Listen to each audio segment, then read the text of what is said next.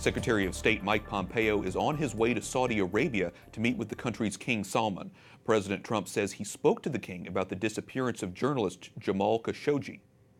I can only tell you that his denial to me was just one very, relatively fast phone call, probably lasted 20 minutes. His denial to me could not have been stronger, that he had no knowledge, and it sounded like he and also the Crown Prince had no knowledge. Khashoggi is a Saudi native who disappeared while he was in Turkey. Some believe he was killed while inside the Saudi consulate in Istanbul.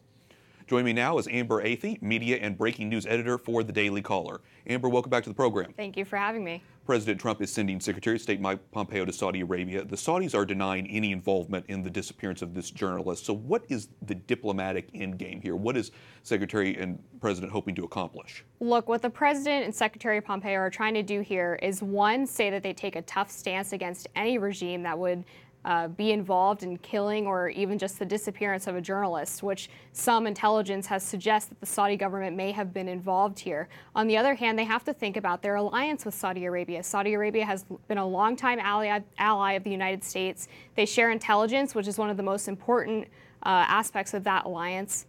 And there's also, of course, President Trump's $100 billion arms deal to consider here. So they're trying to balance those two aspects of this situation and hopefully come out with some kind of diplomatic solution that shows they're not going to tolerate any type of behavior from an autocratic regime that would silence journalists, but that they're also going to try to keep this alliance intact. So many factors here. Khashoggi was a journalist who contributed to the Washington Post. He was critical of the Saudi regime. President Trump is a vocal critic in the past of American journalists. So how likely is it are we going to hear President speak out in defense of freedom of the press and of journalists now that this is happening? I think it would be entirely likely that he would speak out in favor of this journalist because, as we know, Trump's criticism of the press at home is that he doesn't like the stories that they write about him, but it's never been about silencing the press. It's that he hopes they cover him in a more favorable light. So I think some people are trying to liken his stance on journalists at home to the things that the Saudi Arabian regime is doing to journalists like Khashoggi, and that's very just disingenuous for them to do. You mentioned all these factors in the region that we have to consider as we're thinking this from a diplomatic point of view, but I'm also wondering about the timing here because Khashoggi disappeared at the Saudi consulate in Istanbul last week. As we saw, Turkey released Pastor Andrew Brunson. So I'm wondering if is there a connection here with the timing. Was this a move by Turkey to try to gain favor with the U.S.? Right, and a lot of people have been speculating that. President Trump denies that the timing of the release of Pastor Brunson has anything to do with that.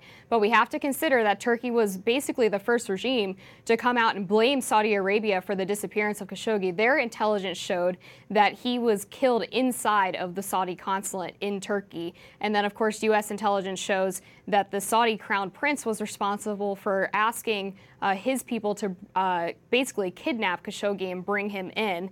There are several reports out now, one on CNN, that sources are saying that he was actually killed during an interrogation process and that perhaps it was done unintentionally. So that's the latest that we're hearing from the Saudi regime. But Turkey has been definitely pressuring the United States to take a tough stance with them against Saudi Arabia. Okay, well, hopefully we'll be able to find out more information this week as the investigations are underway. Amber Athey, media and breaking news editor for The Daily Caller. Thanks so much. Thanks for having me.